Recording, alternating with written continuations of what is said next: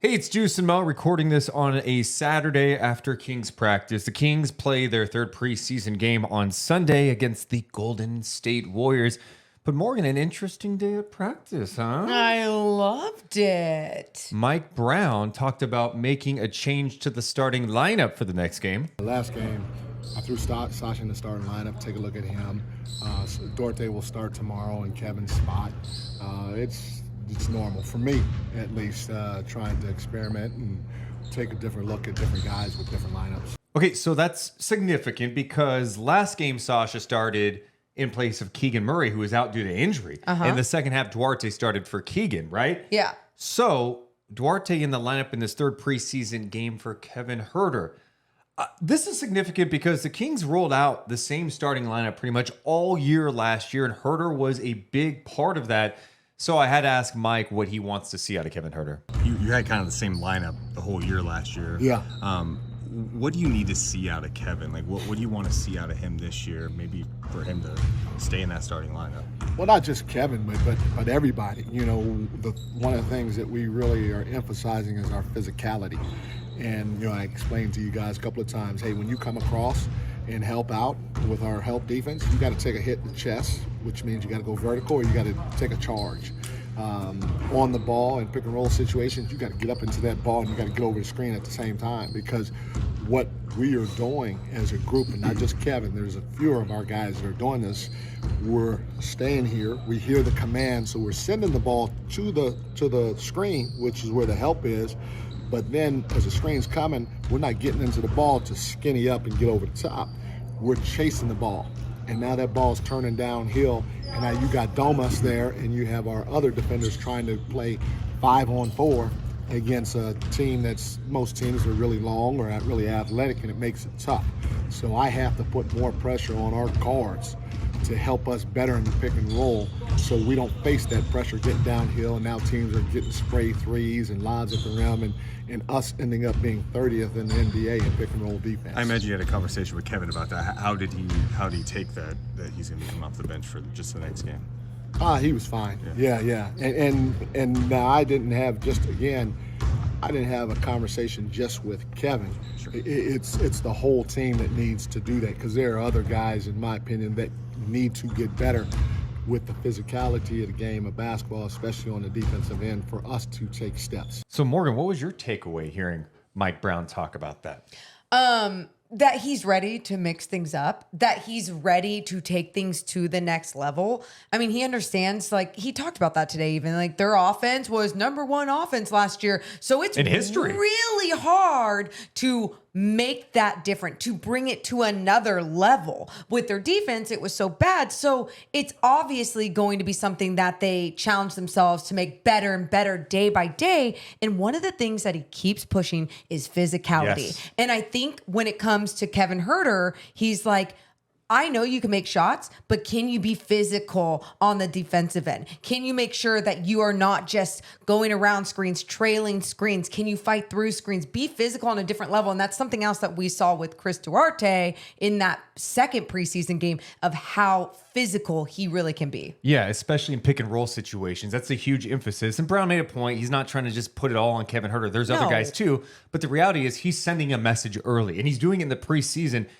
by kind of shaking some things up with the starting lineup that spent pretty much all year together. And I do like it. Duarte brought that in game number 2. And the other thing he did was able to knock down shots. So if you're going to knock down threes and you're going to bring it defensively in some areas that the Kings do not do well in, you're going to play. I love it. Feel the fire under your ass. Feel the pressure. Make sure that everything keeps staying competitive, because that's the only way in every aspect of life that you can get better and better. And in that cut we just played, I asked him, do you have a conversation with Kevin? He goes, I had a conversation with the whole team, because everyone has to be on board with this.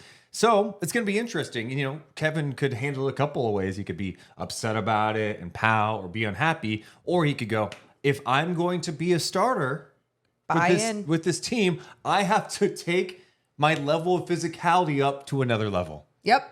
Let's talk offense now, because that's been another theme, right? The Kings offense was great, as you mentioned, but in the playoffs, the Warriors did a great job neutralizing some things like the dribble handoffs, really took the Kings kind of out of their game. So at the start of media day, Mike Brown had talked about tweaking some of the offense, adding some new things. I asked Sabonis today about how they're adjusting to those changes. Mike's mentioned like he's changing some things up offensively, trying some new things. So what's been different the first couple of games?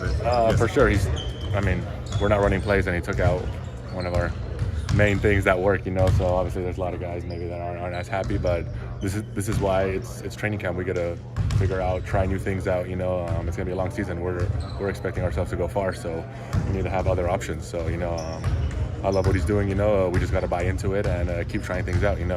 They're the coaches; they know what's best, and if it doesn't work. They'll switch it back. But it's good to be out there and try new things out. So obviously, the adjustment has been challenging at times for guys because they're not running the same stuff that they were doing last year. Not that they're going to ignore that stuff going into the regular season. Mike Brown's kind of boxed them in, and he explained the thought process with that. Mike, you said early in camp that you were changing some things offensively a little bit, somewhat in response to what happened in the Warriors series. Domas kind of mentioned it earlier. What is changing, and how are they adjusting to those changes? They're adjusting good. Now, the tough part about it is we as a staff have put them in a box, and we're trying to make them read what we want to do offensively quicker and better and with more space. And it's a little new to them. The thing that we changed, it's out of our early flow, and basically we averaged running that 4 times a game last year. So it's not a huge change, and it's the initial look is similar. It's just more free flowing with more space and the ability to cut harder, and or if somebody bumps you or takes it away, to be able to counter it with a cut another direction because of the spacing. So that's probably the biggest thing that has changed, but it's a huge change to the guys, because right now that's all we're basically letting play out. So they have to run it half the time, because the other thing that we do during games, we did it all of last year, and it's the same exact thing. So that's what's a little new. We did this thing 4 times a game, 3.8 I think to be exact. Now we're asking them to do it 30 times a game, and so it is something a little new that they got to get used to, but they're getting better at it as we go along. I love it. I think challenging this very smart team to, whether you want to say think outside the box or just do different things, that's the only way you can get better as a team, especially like we've already mentioned, when you already had a damn good offense.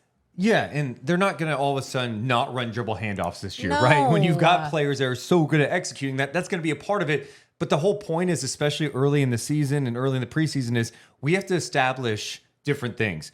The Warriors scouted us that way. Well, guess what? The other NBA teams are watching that too, and they know what to do. So you have to be prepared to adjust now. And I do respect the fact that they're not just going, nope, our offense is going to be good again, and we're not changing a damn thing. And it's so smart, too, to do this in preseason, right? Because obviously you want to make sure you're doing this against other teams that don't know what the hell you're for sure doing, where you just run this over and over in practice. Sure, you can get to a point where you can execute it, but when everyone also knows what you're doing, it just makes it a little bit different. So being able to run this against other teams in this preseason, I love it. I am excited to see what they can accomplish going forward. Well, what do you guys think about some of these changes? Let us know in the comments below, and we will be live after every single Kings game, including Sunday night, following Kings and Warriors. Hit that thumbs up button and make sure you're subscribed.